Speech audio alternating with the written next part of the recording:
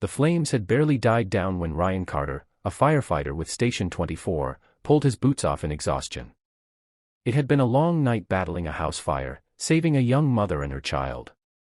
His body ached, but duty never truly rested. His shift had ended, but he had one more stop to make. On his way home, he swung by a small grocery store, grabbing some essentials: bread, milk, eggs, and canned soup. But these weren't for him. They were for Mr. and Mrs. Henderson, an elderly couple he'd met just weeks ago when they called 911 about a suspected gas leak. It turned out to be a false alarm, but what Ryan saw in their tiny apartment haunted him: the nearly empty fridge, the flickering light bulbs, the way Mrs. Henderson clutched her husband's trembling hand as if holding on to the last piece of comfort in a world that had seemingly forgotten them. That night, he had driven straight to the store and returned with groceries. He hadn't asked for permission, he just knew they needed help. And he kept coming back every few days. It wasn't much, just enough to keep them from going hungry. As he knocked on their door that evening, Mrs. Henderson opened it with a frail smile. "Oh, Ryan, dear, you shouldn't have." He set the bags down on their old wooden table, brushing off her protests. "It's nothing, Mrs. H. Just a little something to keep you both fed." Mr. Henderson, once a robust factory worker, now thin and quiet, gripped his shoulder with teary eyes. "You're a good man, son."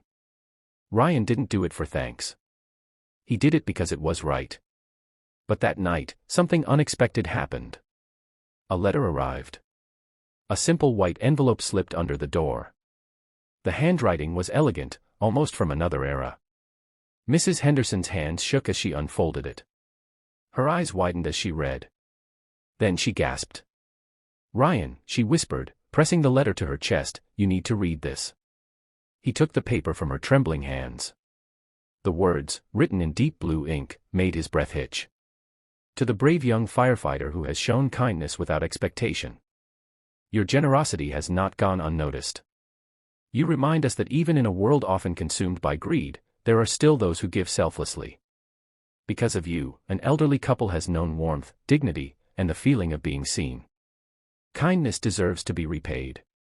Enclosed, you will find a small token, not just for you, but for the people you help. Use it wisely.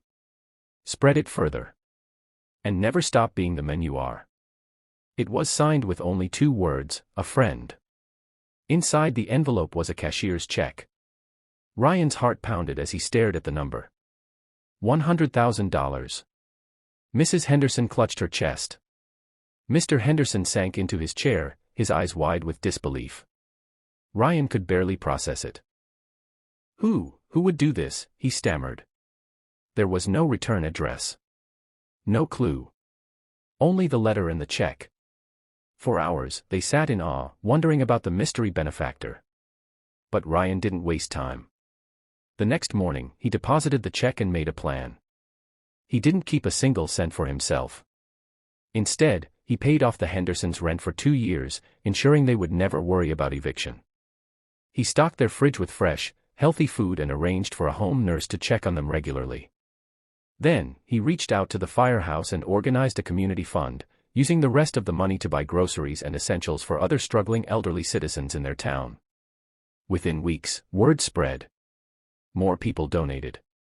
More elderly couples found groceries at their doors. The anonymous kindness grew, multiplying in ways no one had expected. Still, the mystery remained: who was the millionaire behind the letter? Months passed. Then, one evening, as Ryan sat in the firehouse after another long shift, an old man in a tailored suit walked in. His face was lined with age, his eyes sharp and knowing.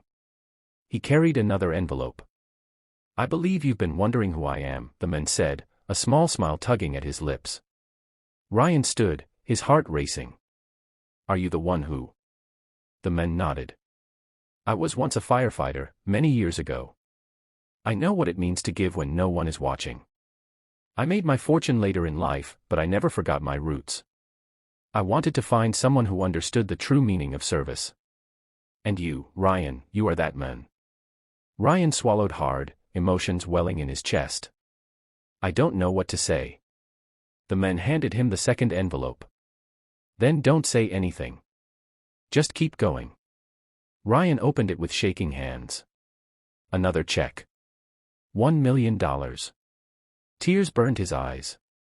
He looked up, but the old man was already walking away, disappearing into the night like a guardian angel who had done his work. That evening, Ryan sat in silence, the weight of the moment pressing on him. He thought of the Hendersons. Of all the lives that would change because of this. And he made a vow. This wasn't about money. It never had been. It was about kindness. About looking out for those who had been forgotten. About proving that one small act, one bag of groceries, could ripple outward into something far greater than he had ever imagined.